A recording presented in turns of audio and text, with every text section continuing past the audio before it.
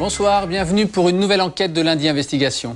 Top chrono, c'est parti pour les courses de Noël. Et si on a un petit conseil à vous donner ici à Lundi Investigation, c'est qu'il serait raisonnable de sortir lunettes et calculettes. Parce qu'en enquêtant sur le secteur des hypermarchés au niveau du caddie, ce que nous avons découvert est proprement incroyable. Alors promotion bidon, prix gonflé, bons de réduction détournés et plein de petites combines.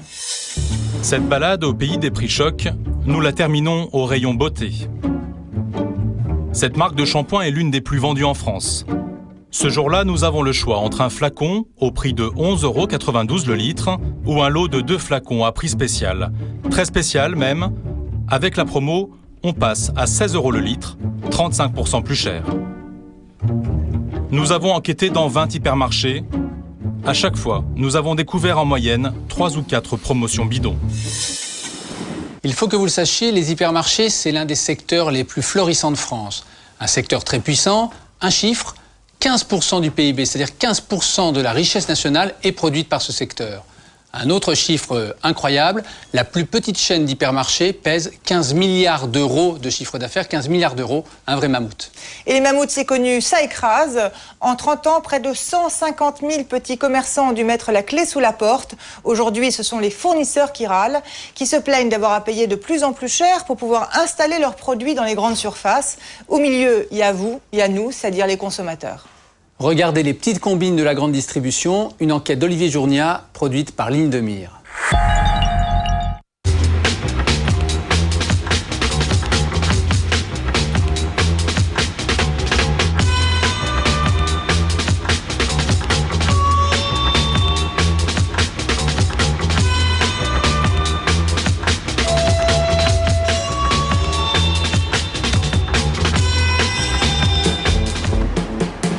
Été 2006 à Paris, dans le 15e arrondissement.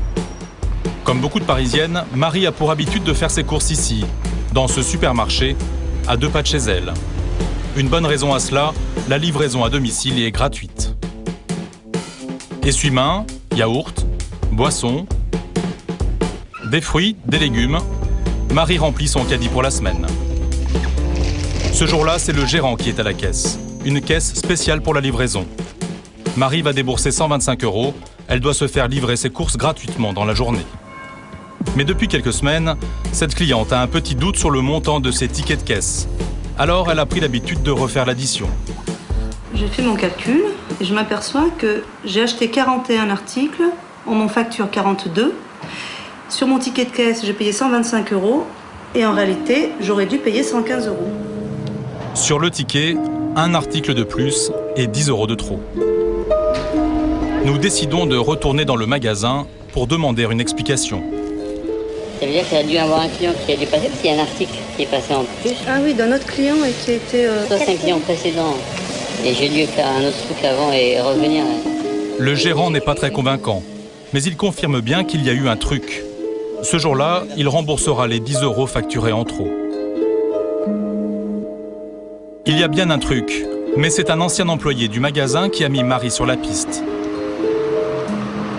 Un employé qui visiblement s'était fait licencier la veille ou le jour même m'a pris à part dans la rue et m'a demandé si j'avais mon ticket et m'a mis en garde pour le prochain ticket. Il m'a dit pensez à faire le calcul, vous verrez, il rajoute toujours 10 € que vous ne verrez jamais mais qui sont calculés, qui vous sont facturés et ça fait des années que ça dure. Et là, moi j'ai décidé de le dire parce que ça c'est pas normal qu'ils vous fassent ça.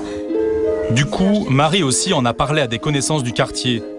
Comme elle, ils se font livrer par ce magasin et comme elle, ils regardent maintenant de plus près leurs tickets. À chaque livraison, il y a toujours la même erreur, un produit de trop et 10 € de plus. C'est là qu'on s'est aperçu effectivement que, sur par exemple cette facture-là, on a 33 articles, on en compte 32 sur les lignes.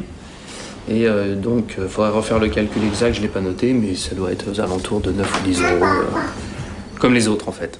J'ai déjà 4 ou 5 familles là et je peux vous dire que tous les tickets ont 10 € de plus, environ 10 € de plus en transparent comme ça, qu'ils ont payé pour rien. Pour les habitants du quartier, plus de doute, la livraison gratuite affichée en grand par le magasin leur coûte très cher. On se retrouve à payer 10 € de plus pour une livraison qui est gratuite et qui est affichée comme gratuite. À raison d'une livraison par semaine Sur une année, on a perdu 400 €. Combien vous faites de livraisons par jour? Bon, ça dépend. Les grosses journées? À peu près une vingtaine, 30. Bon dimanche. À raison de 20 livraisons les bonnes journées, le magasin empoche, selon nos estimations, près de 20 000 € par an. Marie a alerté la répression des fraudes. Le dossier est aujourd'hui sur le bureau du procureur de la République. Un cas isolé, nous n'avons pas constaté ces pratiques dans d'autres magasins de cette enseigne. Des affiches pour attirer le client, des offres alléchantes qui donnent l'impression de faire des affaires, il n'en manque pas dans les grandes surfaces. On nous promet du gratuit à tous les rayons et même des prix chocs. De quoi donner le tournis aux consommateurs. Les gens vont s'intéresser au mot choc, ils vont regarder prix choc et à la limite on ne va pas regarder la différence avec un prix ordinaire, quoi. Nous nous rendons dans un hypermarché de la banlieue parisienne pour faire nos courses et voir ce qui se cache derrière ces prix chocs. Nous allons découvrir des promotions d'un genre un peu particulier. Exemple, ce pack de yogourts. 12 pots. Au prix normal, il est vendu 3,27 €. Juste à côté, le même pack, mais en promotion. On nous promet un pot gratuit. Le pack devrait donc être un peu moins cher, mais il est vendu 3,73 €. La promo est 25% plus chère. Petit tour au rayon gâteau. Un emballage attire notre regard. En achetant 3 paquets, on nous promet une réduction de 10%. Ces gâteaux en promotion reviennent à 9,32 € le kilo. Drôle de promotion, si on achète un seul paquet sans promo, le prix au kilo est seulement de 8 €. Le client croyait gagner 10%, il perd en fait plus de 16%. Retour au rayon frais. Les yogourts de l'enseigne de ce magasin, vendus en lot de 16, le prix 2,45 €. Juste au-dessus, le même lot, dont 2 gratuits. Vérification et surprise, 2,63 €. Le lot en promo coûte 18 centimes de plus. Nous demandons une explication à un responsable du magasin. 2,63 €, ouais, il est plus cher. Il va passer en promo au lundi ou mardi, mais il n'est pas encore descendu. Donc en fait, si moi je viens pas vous voir maintenant, jusqu'à lundi, les gens, qu'est-ce qu'ils font? Ils achètent de gratuit. Moi, vous comprenez, je ne peux pas tout vérifier non plus. Moi, si on ne me signale pas les erreurs comme ça, qui arrivent, je ne peux pas tout vérifier. C'est souvent quand même, hein. Vous êtes d'accord? Ça vous arrive vous, parce que vous faites très attention. Ouais. À moins d'être très vigilant, on ne fait pas que des bonnes affaires dans les hypermarchés. Cette balade au pays des prix chocs, nous la terminons au rayon beauté. Cette marque de shampoing est l'une des plus vendues en France. Ce jour-là, nous avons le choix entre un flacon au prix de 11,92 € le litre ou un lot de 2 flacons à prix spécial. Très spécial même. Avec la promo, on passe à 16 € le litre, 35% plus cher. Nous avons enquêté dans 20 hypermarchés. À chaque fois, nous avons découvert en moyenne 3 ou 4 promotions bidons. Des négligences? Peut-être. Mais nous allons voir que pour gagner un peu plus d'argent, certains magasins ont trouvé une petite combine. Tout le monde connaît ces bons de réduction. Chaque année en France, ils représentent 4 milliards d'euros sous forme de coupons ou de remises immédiates, offerts par les grandes marques. Tout le monde pense que ces réductions vont dans la poche du client. Ce n'est pas toujours le cas. Le responsable d'un magasin va nous révéler comment il détourne ses bons pour son propre compte. Dans son supermarché, les coupons sont directement imprimés lors du passage en caisse. Mais la plupart du temps, le responsable oublie de les remettre au client. Sa collection, il la garde jalousement dans son arrière-boutique. Il accepte de nous montrer sa combine. Ça, c'est une collection de globalement un mois. Vous avez sur de la purée mousseline, 50 centimes d'euros qui seront remboursés, 30 centimes ici sur de la tablette Milka. Tout ça, à un moment ou à un autre, est envoyé à un centre de traitement qui, effectivement, va nous rembourser sur la valeur faciale. Un ticket sur 10 est effectivement utilisé réellement par le client et donc 9 sur 10 sont payés et remboursés, je dirais, par l'industriel. 9 tickets sur 10 finiront dans la caisse de ce magasin. Notre commerçant n'a plus qu'à envoyer ses tickets à un centre de traitement, la Sogec. Elle rembourse chaque année 135 millions d'euros au supermarché, sans savoir ce qui reviendra effectivement aux consommateurs. Elle demande juste aux commerçants de s'engager sur l'honneur à ne pas tricher. La Sogec, en fait, vous dit qu'en tant que responsable de cette facturation, je certifie sur l'honneur que tous les coupons de réduction correspondants ont bien été remboursés aux consommateurs contre l'achat des produits concernés commercialisés dans notre magasin. Ça représente, sur une exploitation comme la mienne, une valeur à peu près de 500-600 euros par mois, récupérés comme ça. Sur une année, ça fait 7 000 euros. 7 000 euros par an pour un petit supermarché. Une escroquerie au regard de la loi. Les fournisseurs savent qu'une partie des cadeaux destinés aux clients est détournée. Nous nous en rendons compte dans cet hypermarché d'une enseigne nationale. Ce jour-là, nous croisons le commercial d'une marque de sucrètes. Il pose justement des bons de réduction sur ses produits. Mais une partie de ces cadeaux ira directement dans la main du commerçant. Tous les magasins, ils aiment bien recevoir des bonnes réductions. Ouais. Ils gardent pour eux, puis ils les remontent. Ça c'est donné en général de la main à la main comme ça. Ouais. De la marge. D'accord. C'est la société de donner ou pas donner. Ce principe des cadeaux détournés prend parfois une dimension industrielle. Régulièrement, les grandes marques offrent des promotions pour fidéliser leurs clients. Une des plus connues, c'est le lot. Un emballage spécial avec à l'intérieur une boîte gratuite, un flacon offert pour l'achat de 3, bref, la promesse d'une bonne affaire. Mais voilà, une partie importante de ces lots est détournée par le magasin et ne parvient jamais jusqu'au consommateur. Comment ? Un chef de rayon a bien voulu nous montrer l'opération. On appelle ça le délotage. Il suffit de retirer le produit gratuit pour le revendre au prix fort.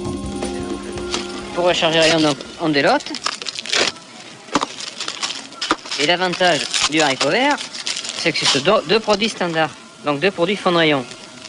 Ça, c'est du bon délotage. Et pas un peu la ragonie.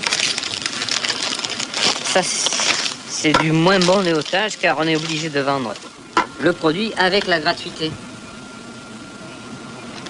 Tandis que là, la gratuité étant sur le packaging et non sur le produit standard. Tu vois la gratuité sur le packaging ? Donc ça va à la poubelle. Ça va à la poubelle. Et par contre, le problème, le consommateur ne bénéficiera pas des 10% sur l'unité, puisque les 10% il avait sur le lot.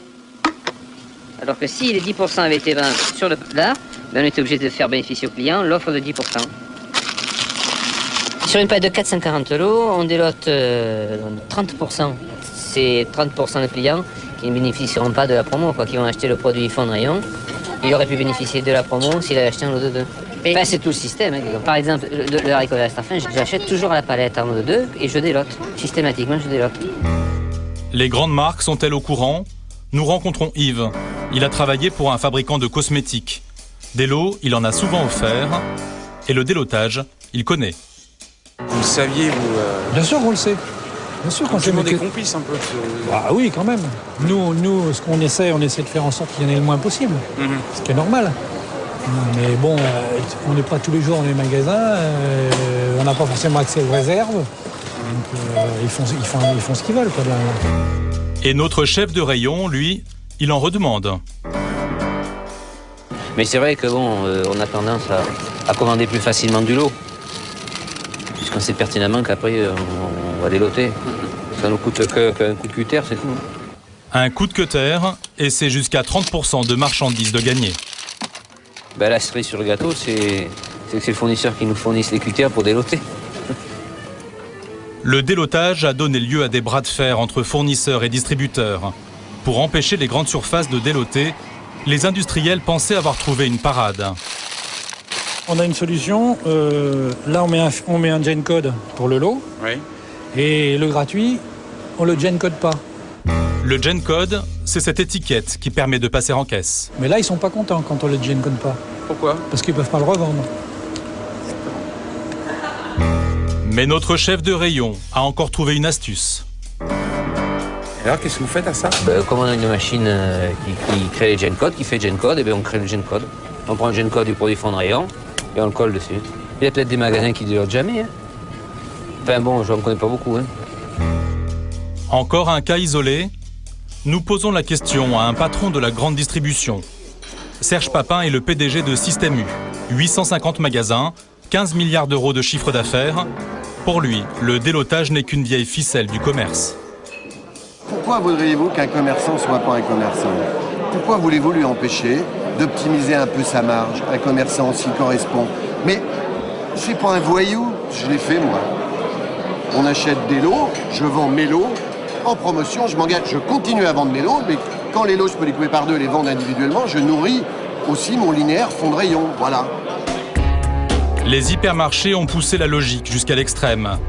Selon cet ancien cadre d'une grande enseigne, des groupes exigeraient même qu'une partie des lots soit livrée délotés. On appelle ça des lots virtuels. C'est la centrale qui, en général, chez tous les distributeurs, négocie avec les fournisseurs des lots virtuels. C'est une remise qui est faite sur facture, sur un lot qui n'est pas matérialisé par une étiquette ou par un emballage spécial. Économiquement, c'est plus intéressant pour tout le monde. Sauf pour le consommateur qui paye au tarif fort des produits qui devaient être en promotion. Le délotage n'est pas illégal, c'est juste une petite combine qui devait rester discrète. Le mythe de la vie moins chère dans les hyper en prend de nouveau un coup. Pourtant, depuis plus de 50 ans, les grandes surfaces nous promettent des bonnes affaires. Certaines se battraient même pour notre pouvoir d'achat. Un discours en trompe-l'œil pour les associations de consommateurs. Elles ont été les premières à révéler le dérapage des prix. Michel Hébran est responsable des enquêtes au journal Que Choisir, le magazine de l'Union fédérale des consommateurs. Ce jour-là, il se rend dans un hyper de la région parisienne. Alors là, je fais ce que font plusieurs centaines de nos enquêteurs bénévoles chaque année. Je m'apprête à faire un relevé de prix dans cette grande surface. Les grandes surfaces n'aiment pas tellement ces relevés de prix. Nous le suivons en caméra cachée. L'opération, pourtant légale, doit rester discrète. Et donc nous devons rester, et c'est une règle de base à l'UFC, toujours anonyme. Donc papier, crayon, petite feuille blanche, histoire d'échapper le plus possible aux caméras de vidéosurveillance. Et derrière, le listing très précis des produits que j'ai à relever. Si ça tombe entre les mains de l'enseigne, elle connaît les 220 références de notre panier, et donc elle peut tout à fait minorer les prix sur ces 220 et laisser les 17 ou 18 000 autres références complètement... Ces opérations de Que Choisir font trembler la grande distribution. Car en 2004, elles avaient révélé une explosion des prix dans les grandes surfaces. Là, si on fait le bilan, en 4 ans, les prix de notre panier de référence, un panier de produits de grande consommation, un caddie moyen hebdomadaire, a flambé, d'après nos calculs, de 12,2%. Donc là, il y a des hausses tout à fait justifiées et justifiables, qu'on est tout à fait apte à entendre. En revanche, il y a des rayons qui ont flambé jusqu'à 18% et plus, comme la cosmétique, alors qu'aucune raison technique ne le justifie. En quelques années, le caddie du consommateur a flambé. Et pourtant, nous allons voir que les grandes surfaces exigent toujours plus de ristournes à leurs fournisseurs, les fabricants des boîtes de conserve, de lessive et autres pots de yogourt. Un vrai système où pour vendre, les fournisseurs doivent d'abord payer. Pour le comprendre, rendez-vous dans la banlieue de Toulouse, sur le parking du plus grand Leclerc de France. Une cathédrale de la consommation. Chiffre d'affaires, 185 millions d'euros. Nous retrouvons Yves. Il va nous servir de guide. Pendant plus de 20 ans, il a vendu lessive et shampoing pour le compte du 3e fabricant mondial de cosmétiques. Ses clients, toutes les grandes enseignes. Mais pour avoir le droit de vendre ses shampoings dans un hypermarché, Yves doit signer un premier chèque. Et il faut payer les budgets pour avoir le droit d'entrée. Combien ? Qui peuvent être conséquents, ça peut aller jusqu'à 10% du chiffre d'affaires d'un an, par exemple, même voire 2 ans. Mais il n'y a pas qu'un ticket d'entrée. Pour avoir le droit de rester, il faut encore payer. Et 2 ans après, on nous redemande effectivement des budgets pour rester dans le magasin. Là, nous n'avons pas cédé, donc on a été effectivement évincé du magasin pendant 1 an, quoi. Et après, on a repayé pour rentrer dans le magasin. Parce que c'est de la perte de chiffre d'affaires pour nous aussi. Une fois ces produits référencés, Yves doit encore financer la publicité du magasin. C'est quoi tout ça, Yves ? Ça, c'est les catalogues. Les catalogues, en fait, c'est les fournisseurs qui payent pour être insérés dans un catalogue. C'est pas Leclerc qui paye son catalogue. Ah non, c'est pas Leclerc qui paye son catalogue. Le catalogue, il est financé par les industriels. Hein. Il y a les catalogues nationaux, il y a les catalogues régionaux. Donc tout ça, il faut que ça soit financé. Hein. Si l'industriel veut que ses produits soient bien exposés, comme dans les allées centrales, il doit encore faire un effort financier. Souvent, les allées centrales sont plus chères. Et pour quelle raison? Parce que c'est plus vendeur. Une allée centrale, on passe partout. Et c'est toujours facturé c'est toujours l'industriel qui paye, hein. C'est pas le magasin. Hein. Et même quand la société Div lance un nouveau shampoing, elle doit encore passer à la caisse. C'est-à-dire que le magasin, il veut pas prendre de risque. Il dit, ouais, mais le produit, s'il se vend pas, moi, c'est pas la peine que je le mette dans le rayon. Donc, si vous voulez qu'il se vende, il faut me payer pour que je puisse le mettre en rayon. Et là, je prends pas de risque si effectivement le produit marche pas. Au total, les fournisseurs payent très cher. Yves a bien voulu nous montrer un document rare que peu d'industriels n'osent dévoiler. C'est l'addition de tout ce que lui réclamait une grande enseigne de la distribution pour vendre ses produits. Plus de 34% de son chiffre d'affaires y passe. En clair, quand Yves vendait pour 100 € de shampoing à cette grande surface, la grande surface lui demandait de reverser 34 €. C'est ce qu'on appelle la marge arrière. Ce n'est pas tout. S'il veut être payé dans un délai raisonnable de 30 jours, Yves doit encore payer. Nous avons racheté nos délais de paiement. Donc en fait, de 90 jours, on est passé à 30 jours. Et les 60 jours, on les a rachetés. Rachetés à qui? Au distributeur. Pour qu'il paye à 30 jours. Donc ça coûte cher, ça? Ça coûte un peu, oui. Ça coûte entre 1 et 1,5%. Encore 1 à 1,5% de ristourne. Entre 1998 et 2004, les marges arrière ont augmenté de 80%. Et les fournisseurs n'ont pas d'autre choix que de payer l'hypermarché. Il a toutes les manettes, hein. Puisque au bout du bout, si tu ne travailles pas avec lui, tu n'es pas dans le magasin, tu ne peux pas accéder aux consommateurs. Malgré ces tensions commerciales, industriels et distributeurs s'efforcent de montrer l'image d'une bonne entente. Mai 2006, à Paris, à 2 pas de la plus belle avenue du monde. Réception au pavillon Gabriel. Alain Rouleau est un peu tendu. C'est lui l'organisateur de la réunion. Il attend des personnalités. Il préside une fédération de PME qui travaille essentiellement avec la grande distribution. On dit que c'est très difficile de travailler avec la grande distribution. C'est vrai que c'est... Oui, c'est très difficile. D'abord parce que, si vous voulez, elle est très concentrée, donc elle a une puissance d'achat tout à fait considérable. Donc il vaut mieux discuter avec eux, essayer, si vous voulez, de capter leur stratégie, d'adapter notre stratégie à leur stratégie et essayer d'être le plus compétitif possible. Premier invité de marque, Serge Papin, patron de Système U, puissance d'achat 15 milliards d'euros. Ce qui se passe ce soir. C'est très important parce que ça rassemble les PME. Moi, je suis président de Système U, je vais recevoir un prix. Ah bon? Donc, c'est génial, ça. Voilà. Ce soir, comme chaque année, les grands distributeurs vont recevoir des prix pour leur partenariat avec les PME. Bonjour, monsieur le président. Ça va? Bah oui, et vous? Très bien, merci d'être venu. Le ministre du Commerce et des PME, Renaud Dutreil, a fait le déplacement. Vous avez 800 entreprises. Hein? Formidable. Dans la salle, 800 patrons de ces petites entreprises qui fournissent les rayons des hypermarchés. À côté d'eux, les dirigeants de la grande distribution. T'as accès à des trucs en direct. Renaud Dutreil va pouvoir faire passer le message du jour, l'entente cordiale entre fournisseurs et distributeurs. Nous avons contribué au cours des débats politiques de ces derniers mois à essayer de casser une idée fausse, une idée reçue, une idée à la française selon laquelle la grande distribution, le distributeur, le commerçant serait l'ennemi héréditaire du producteur.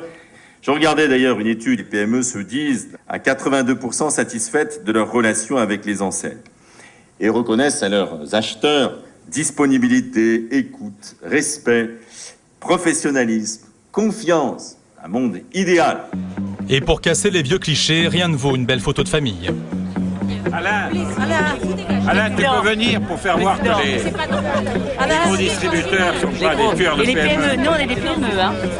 Et vous êtes à la frontalière Carrefour. Et je vous assure que la grande distribution, c'est grâce à eux si on existe. Non, c'est très bien, vous avez là un témoignage en fait, vraiment du ressenti des PME tel qu'on le voit. Dans les coulisses du cocktail, l'euphorie a laissé place au commerce. On se presse auprès de ces grands patrons. Ils pèsent des milliards d'euros Et c'est dans leur magasin que ces petits entrepreneurs espèrent tous pouvoir vendre leurs produits. Ils sont bons tes produits? Ah oui, c'est super. Évidemment qu'ils sont bons. Excusez-moi, je vais juste vous présenter mon frère qui a été nominé, qui est entrepreneur.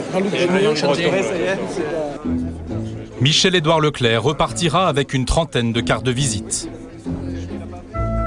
Ce chef de PME, lui, cherche le patron de Système U. Il veut comprendre pourquoi l'enseigne ne veut pas vendre ses produits.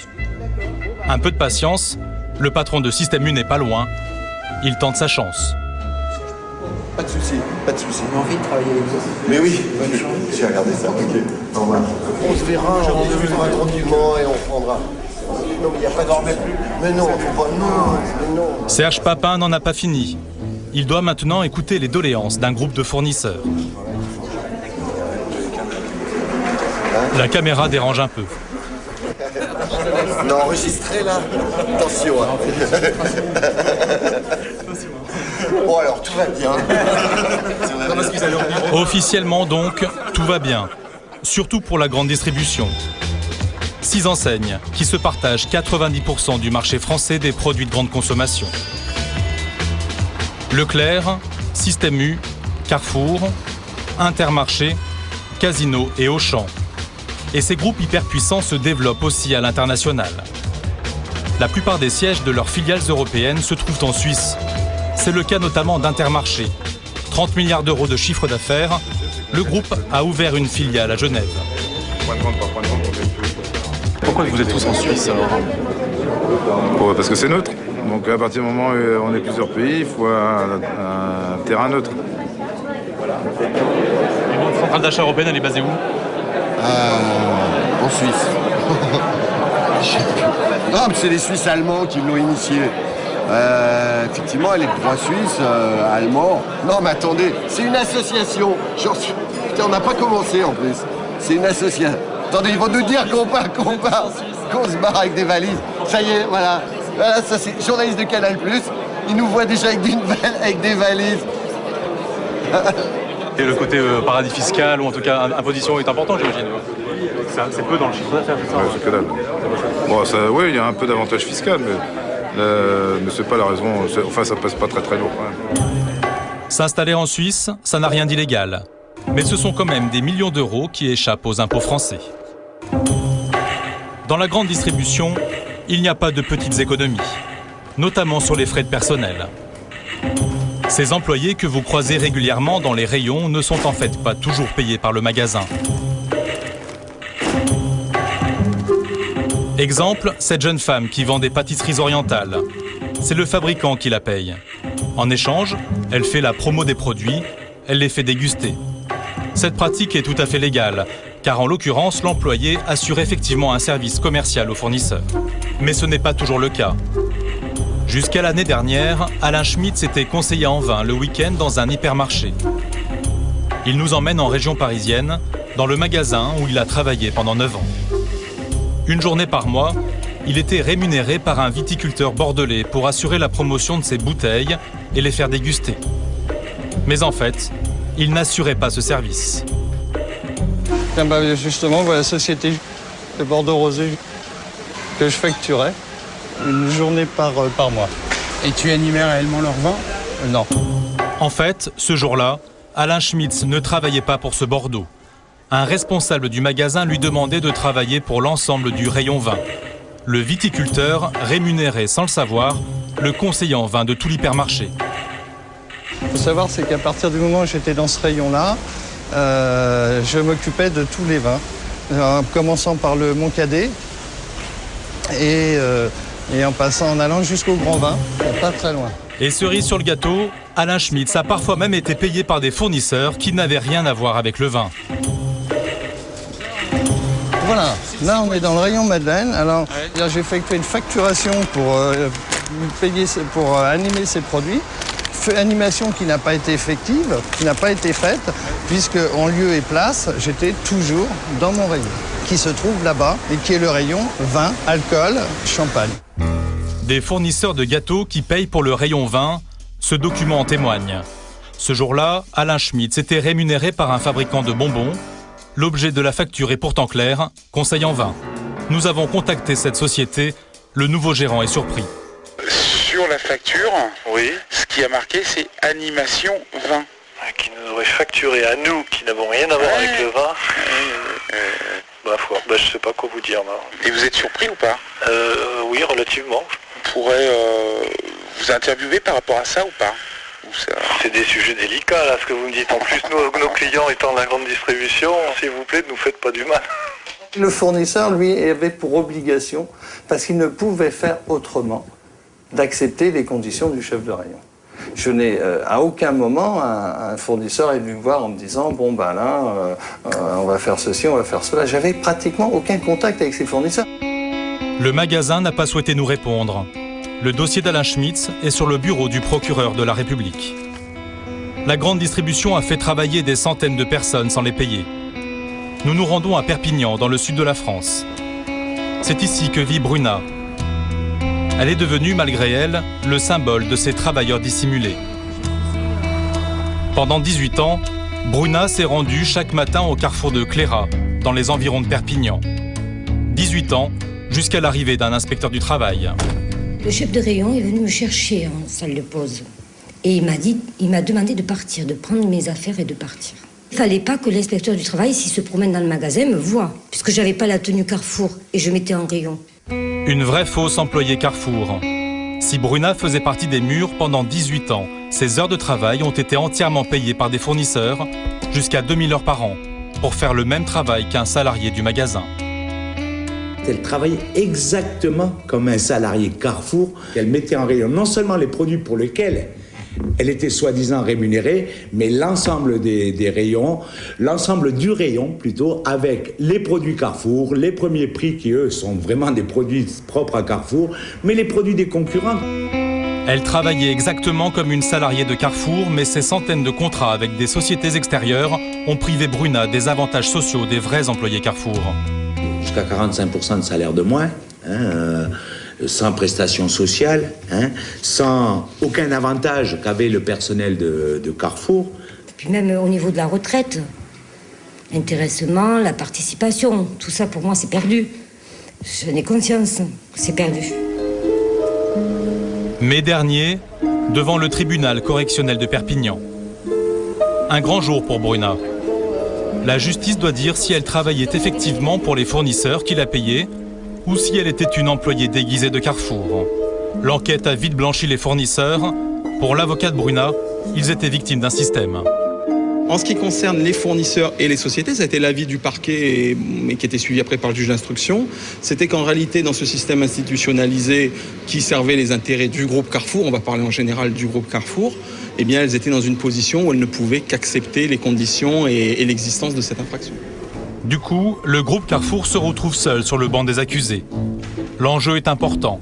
Le premier distributeur français a déjà été condamné pour une affaire semblable à Chambéry. La justice a convoqué l'ancien PDG de Carrefour France, Noël Priou, mais aussi l'ancien patron du magasin de Perpignan, Dominique Sabadell. Ils sont venus au tribunal accompagnés d'un garde du corps. Avant l'audience et sous le contrôle des attachés de presse, l'avocat de Carrefour s'étonne de ce procès. Je relève, et cela a été dit au cours des débats, que l'inspection du travail, pendant 17 ans, n'a strictement rien dit. Alors si c'était aussi évident, monsieur, ça se saurait. L'audience sera sévère pour Carrefour. Le tribunal reconnaîtra un système mis en place au niveau national pour faire payer les fournisseurs.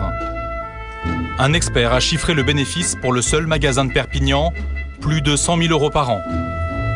En juin dernier, le tribunal a reconnu Carrefour coupable de délit de prêt illicite de main-d'œuvre. Bruna devrait toucher un peu plus de 50 000 € de dommages et intérêts. Sabadell, s'il vous plaît. Vous pouvez répondre à une question? L'ancien patron de l'hypermarché de Perpignan ne souhaite pas s'exprimer. Carrefour n'a pas voulu répondre à nos questions. Le groupe a fait appel du jugement. À l'audience, l'ancien PDG de Carrefour France a affirmé que ce système n'existait plus dans le groupe. Quelques mois plus tard, nous sommes allés vérifier si ces pratiques avaient effectivement disparu. Notre journaliste s'est fait embaucher comme intérimaire dans un carrefour du nord de la France.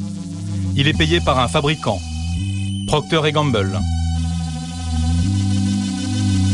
Un contrat de 3 heures, pour mettre en rayon les produits de cette marque avant l'ouverture du magasin. Le chef de rayon est un peu débordé. Vous savez qu'on était un petit peu dans la misère, regarde, parce qu'il nous manque du monde, il nous manque du personnel. Non, vous mettez ça d'abord. Vous en avez là, du Pampers, vous avez des boîtes là. Notre mission, mettre en rayon cette palette de couches pour bébé. Les palettes, elles sont un peu mélangées. Hein. Les Carrefour, on les met, les Ecopack. Si vous pouvez les mettre, oui. En fait, sur cette palette, il y a toutes les marques du rayon. Du Procter & Gamble et sa marque Pampers, bien sûr, c'est lui qui nous emploie. Mais pas seulement. Nous passerons la moitié du temps à mettre en place d'autres marques, y compris le concurrent de notre employeur, mais aussi la marque du magasin.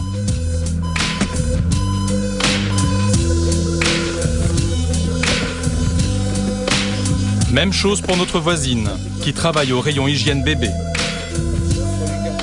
Ce matin, elle n'aura pas touché beaucoup de produits du fournisseur qui la paye. Au total, une marque a payé pour le réapprovisionnement du rayon. Nous faisons un dernier test, 2 jours cette fois-ci. Direction le rayon fromage. Cet employé en blouse blanche n'est pas payé par Carrefour. Bonjour. Je vais vous prendre un petit peu de fromage. Oui. Je vais prendre des chèvres. Vous êtes animatrice, vous, ici? Oui. D'accord, et vous animez quoi comme fromage? Le comté. Vous animez du comté, qui en fait vous retrouvez avant tout le rayon, quoi. Ouais, mais bon, ça change pas grand-chose. Ouais, non, bien sûr. C'est une pratique courante, hein. Enfin, Il faut dans tous les magasins. Ouais. Mais on le fait goûter, le comté. Quand même? Vous l'animez quand même, le comté? Bah alors, sûrement. Sauf que vous vendez aussi du fromage Carrefour. Au total, des milliers d'heures de travail sont ainsi offertes aux grandes surfaces. Et pourtant, très peu de fournisseurs se rebiffent. Un constat que regrette la Direction générale de la concurrence, de la consommation et de la répression des fraudes. Tout le monde sait qu'il y a des abus qui existent ou qui demeurent.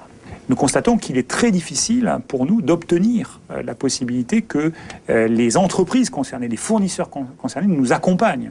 Donc on n'est même plus dans la situation où ils devraient prendre l'initiative, mais simplement qu'ils appuient l'action de l'État et la demande de sanctions et de réparation. Non seulement les fournisseurs n'osent pas dénoncer les pratiques dont ils sont victimes, mais parfois ils viennent même à la rescousse des grandes surfaces. Parfois, vous savez, il nous est arrivé dans certaines audiences qui restent isolées, et je souhaite qu'elles restent isolées, de voir même un fournisseur venir démentir des pratiques dont nous pensions, puisque le juge ensuite est naturellement souverain, mais nous pensions qu'elles étaient avérées.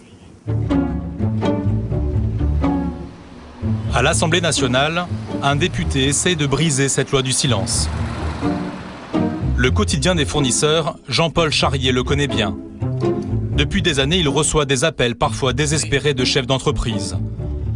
Ce jour-là, justement, un fabricant de biscuits l'appelle à l'aide. Une grande enseigne lui réclame sans vrai motif plus de 100 000 € de ristourne. Nous demandons à le rencontrer. Je voulais savoir si vous étiez un chef d'entreprise qui pourrait accepter, sous certaines conditions d'anonymat, leur parler de votre expérience vécue. Mais il n'enregistre pas la voix du fournisseur. Ah oui, vous croyez que votre voix va être reconnue? Oui, à mon avis, je ne vais pas passer inaperçu. C'est 15-20% du chiffre d'affaires qui risque du jour au lendemain de disparaître, uniquement parce que le chef d'entreprise n'a pas voulu donner 150 000 € pour le bon vouloir de la grande distribution. L'intervention du député n'y fera rien. Ce chef d'entreprise ne souhaitera pas nous rencontrer. À la condition de rester anonyme, un autre fournisseur a bien voulu nous raconter les méthodes d'un grand distributeur. Une enseigne qui lui réclamait toujours plus d'argent sous couvert de promotion commerciale. Pendant 5 ans, ce chef d'entreprise a payé jusqu'au jour où... Un mois de novembre, un soir, 18 h, vous recevez un mail et on vous dit voilà, c'est 65 000 €. Et là, ce jour-là, pourquoi ce jour-là? Ce jour-là, vous craquez. Vous craquez pourquoi? Parce que vous ne pouvez plus accepter d'être inquiété. Une goutte qui a fait déborder le vase. Tout avait pourtant si bien commencé avec cette grande enseigne. Une histoire exemplaire. Au départ, c'est une très belle histoire. On investit, on y croit, on construit, on met tout en place pour faire un partenariat sur le long terme. où là, le chiffre d'affaires commence à progresser, jusqu'à devenir un client, j'allais dire, important, jusqu'à 37-38% de mon chiffre d'affaires. Tout à fait. Des relations qui deviennent presque amicales. Et puis, un jour, comme vous convoque, et on vous dit fermement, on a besoin d'argent. Ils savent que vous devenez un peu dépendant. Et là, ils vous invoquent la publicité, comme quoi vous êtes le plus gros fournisseur, plus d'autres choses qui viennent se greffer à ça.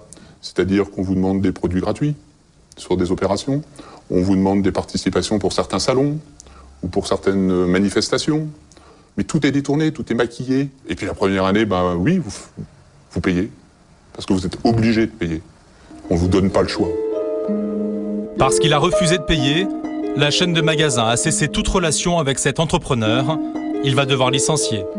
Il y a une telle pression des grands acheteurs sur le dos de nos fournisseurs que les fournisseurs sont obligés de réduire au maximum leurs charges et notamment leurs charges de personnel. Et que vous avez aujourd'hui énormément d'entreprises qui soit sont obligées de délocaliser compte tenu de la pression qui est faite, soit de réduire les effectifs. Un patron qui a délocalisé et réduit ses effectifs. Nous en avons rencontré un, Alain Rouleau. C'est lui qui préside cette fédération de PME qui travaille pour les grandes surfaces. Il dirige une entreprise de textile, des sous-vêtements, qu'il vend dans les hypermarchés. Nous le retrouvons ce jour-là aux côtés du ministre Renaud Dutreil. Pour Alain Rouleau, la pression des grandes enseignes a un côté positif. On est plus souple, mais finalement, ça nous oblige à faire parfaitement notre métier, c'est-à-dire moins de frais généraux, plus de souplesse. Plus de souplesse ? Nous lui demandons ce que cela signifie pour son entreprise. Vous me posez une question précise. Dans mon entreprise, j'ai voulu rester à la fois en France et dans les pays européens. Voilà, donc quelque part, j'ai maintenu l'emploi en France et créé... Enfin, maintenu l'emploi en France, c'est faux. J'ai baissé l'emploi en France, mais j'ai augmenté le nombre de mes salariés dans l'espace européen. L'espace européen comprenait la Roumanie, où la main-d'œuvre est 10 fois moins chère. 150 salariés de son entreprise ont été licenciés en France. Reste une question. Les clients ont-ils au moins tiré profit de ce bras de fer entre fournisseurs et distributeurs? Les prix ont-ils baissé? En fait, c'est tout le contraire qui s'est passé. Explication au Conseil de la concurrence. Thierry Dahan, le rapporteur général, explique comment la pression sur les fournisseurs a fait flamber les étiquettes. Chaque fois que la grande distribution obtient, soutire, si je puis dire, dans la négociation commerciale, des avantages des producteurs, à chaque fois, les producteurs, leur seule réponse est d'augmenter leur prix de gros pour retrouver leur marge. Et comme ce prix de gros est un prix plancher en dessous duquel on ne peut pas vendre, eh bien, ça a eu un effet inflationniste. Donc qui paye au final, là? Et alors, c'est le consommateur qui paye au final. En quelques années, les grandes enseignes du commerce ont engrangé des profits pharaoniques. Elles ont bâti des empires et des fortunes personnelles. La grande distribution est devenue un hyper-pouvoir, une puissance capable aujourd'hui d'imposer ses règles à tout le commerce et d'éliminer les concurrents. C'est déjà le cas dans le domaine de la hi-fi et de la vidéo. Nous allons à Grenoble, dans les Alpes. C'est ici, dans le vieux centre-ville, que Joseph Pernaut avait ouvert un petit magasin de hi-fi il y a 9 ans. Une petite boutique avec une idée toute simple, casser les prix. Il s'est très vite aperçu qu'il dérangeait un système. Dès que j'ai fait paraître une publicité dans la presse où j'ai mis mes tarifs, eh ben, la foudre s'est abattue sur moi. Les premiers à monter au créneau, c'étaient les fabricants. Le représentant d'une grande marque débarque même dans son magasin. Mon directeur régional a débarqué en disant bah non, ça va pas du tout, vous pouvez pas casser les prix, ça casse tout le marché. Il fallait faire comme tout le monde, avoir des prix conseillés, les prix qui sont ceux du marché. Joseph Pernaut comprend qu'il dérange une entente sur les prix. Pour la dénoncer devant le Conseil de la concurrence, il va même jusqu'à enregistrer ses conversations avec les fabricants. Le ton est menaçant. Sont à moins 25% chez vous, ça j'en veux pas, et à ce moment-là, nous on fera ce qu'il faut pour vous rendre la vie désagréable. À partir du moment où vous n'allez pas travailler comme tout le monde, je ne veux pas l'entendre. On est ouvert à tout, mais à condition que ça se passe comme on veut. Les fournisseurs communiquent les prix auxquels il faut vendre, qui sont des prix apportant des marges de 25, 30, 35, voire 40% sur certains produits. Des prix élevés qui garantissent des marges importantes aux commerçants, Du coup, les grandes enseignes spécialisées auraient tout fait pour éliminer ce petit concurrent qui voulait casser les prix. Certains fournisseurs m'ont carrément dit c'est l'enseigne Intel qui nous a appelés pour dire qu'il fallait que ça cesse. Joseph Pernaut a porté l'affaire devant le Conseil de la concurrence. Les fabricants ont été condamnés l'année dernière à de grosses amendes, entre autres pour une entente sur les prix. Ils ont fait appel. Aujourd'hui, Joseph Pernaut nous invite à un petit relevé de prix dans 2 magasins concurrents à Paris. Il veut nous montrer que les mêmes pratiques continuent. Direction rayon des écrans plats. Nous prenons des références au hasard. La démonstration est vite concluante. Chez les 2 concurrents, ce téléviseur est exactement au même prix, 2 790 €. Sur un écran plat d'une autre marque, même résultat. 1 138 €, quelle que soit l'enseigne. Le constat, c'est que ce que j'ai dénoncé il y a 8 ans est toujours d'actualité. C'est le même prix à l'euro près, exactement la même chose. Dans un rapport, le Conseil de la concurrence avait conclu que 80% des produits de ce secteur étaient au même prix, quelle que soit l'enseigne. La question n'est pas que tout le monde ait le même prix, c'est qu'est-ce que le prix d'arrivée est un prix de rente ou un prix vraiment compétitif. Et la crainte qu'on peut avoir, c'est que le prix ne soit pas égal, parce que c'est le seul prix économiquement rationnel, mais c'est un prix qui a été calculé, construit par les gens pour qu'il ne soit pas trop bas et qu'il leur préserve une rente suffisante. Pour les consommateurs, avec cette entente sur les prix, difficile de trouver moins cher ailleurs. Le mécanisme bien connu du « si vous trouvez moins cher ailleurs, on vous rembourse la différence » est en réalité un attrape-nigo. Il est destiné à faire le travail de police des prix par le consommateur lui-même, qui d'une certaine manière se tire une balle dans le pied, si je puis dire, puisqu'il va prévenir l'entente, en quelque sorte, que quelqu'un fait des promotions et il va désigner, en quelque sorte, l'endroit où il faut exercer les représailles. Et pour brouiller définitivement les pistes, fabricants et distributeurs ont trouvé une parade. Le même produit a des noms différents selon le magasin qui le vend. Difficile alors de comparer les prix. Le vendeur d'un grand magasin de hi-fi nous confirme la combine. Pour avoir l'effet concurrence, il va s'appeler, notamment chez Samsung, il va s'appeler R74, chez lui il va s'appeler R73. Donc vous ne pouvez pas dire j'ai vu un produit moins cher, parce que c'est pas la même référence, même si le produit est le même. En quelques années, certaines enseignes de la grande distribution ont développé de véritables rentes de situation. Exactement ce qu'elles dénonçaient il y a 50 ans, en montrant du doigt à l'époque le petit commerce. Comble de l'histoire, des grands groupes contrôlent aujourd'hui des centaines de ces commerces de proximité. Et ils arrivent à leur imposer des prix plutôt élevés. C'est le cas de Carrefour, avec sa franchise des magasins Shopee. Nous sommes à quelques kilomètres de Poitiers, dans l'un des 600 magasins Shopee installés en France. Édouard Gross est le gérant de ce petit supermarché. Salut Jean. Salut Édouard, ça va ? Aujourd'hui, il reçoit Jean, un autre gérant Shopee de la région.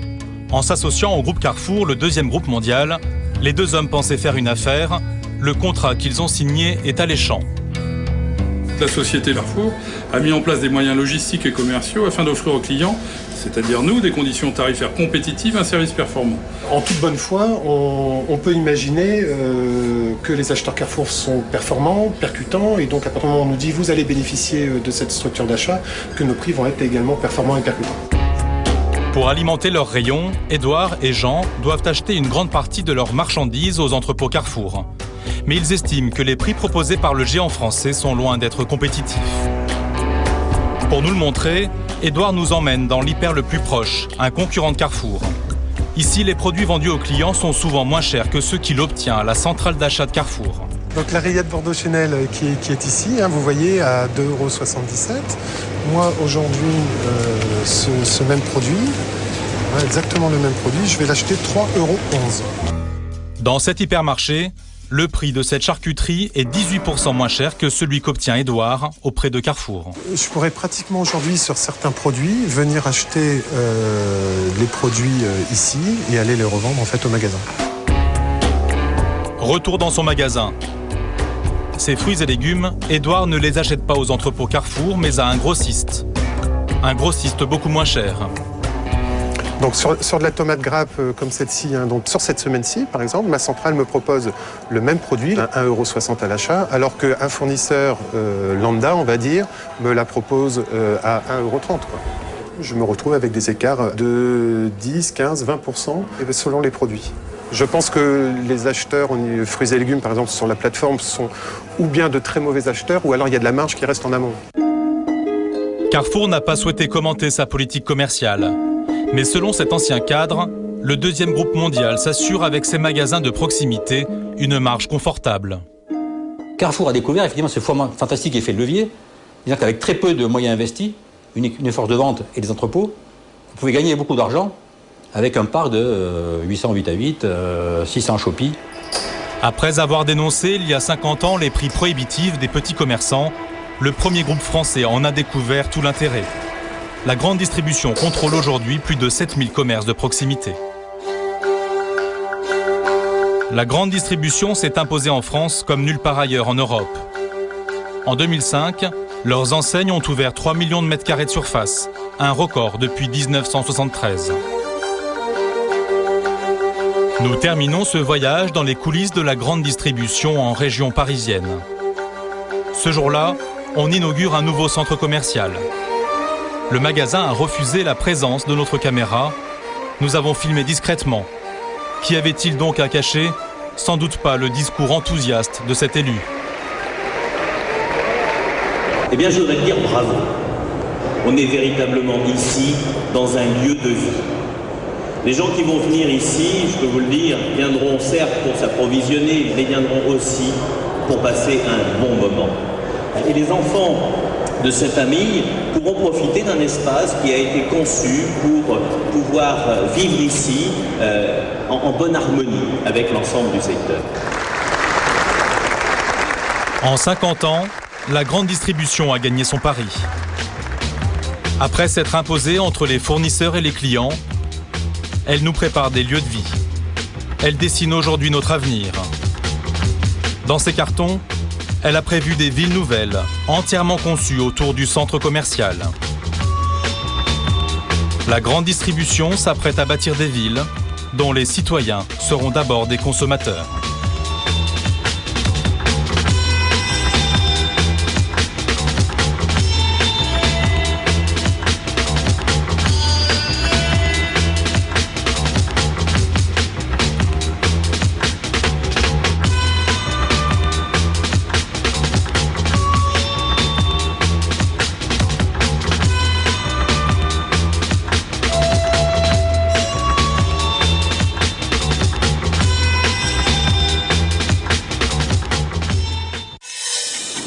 La semaine prochaine, enquête absolument inédite en télévision. On vous emmène dans un angle mort de la démocratie, là où les lobbies pèsent sur la politique.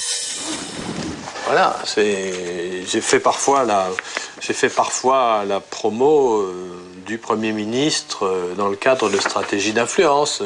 Par exemple, le Premier ministre a présenté sa stratégie rurale dans un journal qui s'appelle Le Chasseur français. Ça s'était jamais fait. Mais ces responsables de la com étaient tous contre.